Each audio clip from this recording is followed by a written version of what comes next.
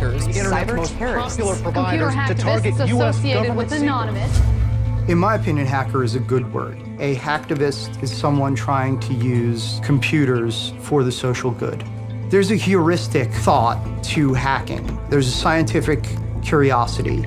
You know, a lot of people will screw around in corporate systems, and the government has cracked down on them significantly, and in some cases has taken the view that hackers are domestic terrorists.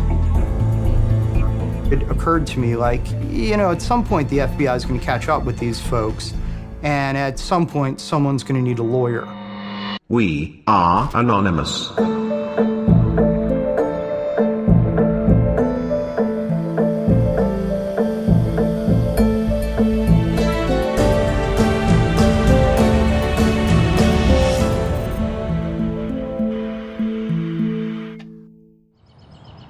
Hey, buddy, we got to get dressed right now to go to Taekwondo.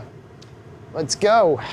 My name is Jay Luderman, and as far as law goes, I tend to concentrate on computer crime and on medical marijuana cases. It speaks to me in terms of personal liberty. My background is in the liberal arts. I wasn't a tech guy. You know, I knew how to point and click. The Computer Fraud and Abuse Act is an anti-hacking statute enacted in 1984, which happened to be the year after the movie War Games came out. You had to take a phone, put it on a modem, dial it up, it made all those horrible sounds, and you went to a specific computer system. What you have with the CFAA is a horse and buggy law in a jet plane society. It no longer fits, and it is the same law. It is so broad that almost all computer conduct could be prosecuted under the CFAA. For example, if you're at work and you're in a March Madness tournament and that's against your terms, you could hypothetically be prosecuted, and that is terrifying. I started out as a lawyer in the public defender's office here in Ventura.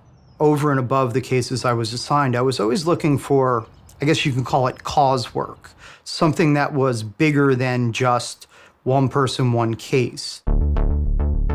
Back in late 2010, there was a banking blockade against WikiLeaks. Assange had published a number of those state cables and the collateral murder video. PayPal, MasterCard, Visa have stopped consumers from making donations to WikiLeaks. There were a number of issues with activists that ultimately ended up in what's called a DDoS, a distributed denial of service. 14 so-called computer hacktivists overwhelmed PayPal's online services and temporarily knocked the company offline. It was a digital protest, and that was really interesting to me. I've floated these tweets out there that, you know, any righteous hacktivists busted in my hood, I'll represent for free. And I had some emails in my inbox, and one of them was from a person claiming to be Commander X. Commander X. He says that Anonymous may very well be the most powerful organization on Earth. It was soon thereafter that I met him in person. This is the Anonymous flag, keep some solidarity with my clients. X decided I was the lawyer for Anonymous. All of a sudden, I was rolling in hacktivism cases, and now I hear I may have represented more hacktivists than anyone. You know, I have to take measures to protect myself and to protect my clients. It's mostly the FBI who is interested in me because of who I talk to. Okay, why do I have 3 phones? I have clients that have big problems. I have clients that I need to have discussions with that I need the government not to know about. So I got this phone. It's fully encrypted, just uncrackable as of right now. iPhones can be turned on remotely even when they're off. So if you take these and you put them in the Faraday bag, should be okay. I take the precautions I can.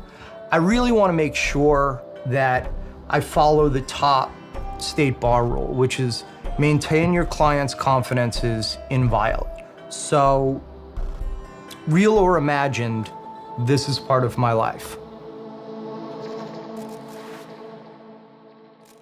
There are lots of definitions of what a hacker is. There are white hat hackers that do security work. There are black hat hackers, like the credit card thieves. And then there are gray hats that are political, that are trying to make statements. And those are the ones that I represent.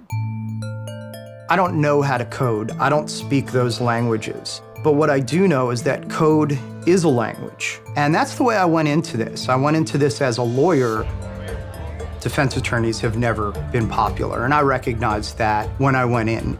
Many people don't see us as valuable, and they don't see our clients sometimes as either worthy of a defense attorney. But defense attorneys are the last line for liberty. If our line cracks, there is nothing that stops the government from putting anyone in jail that they feel like it.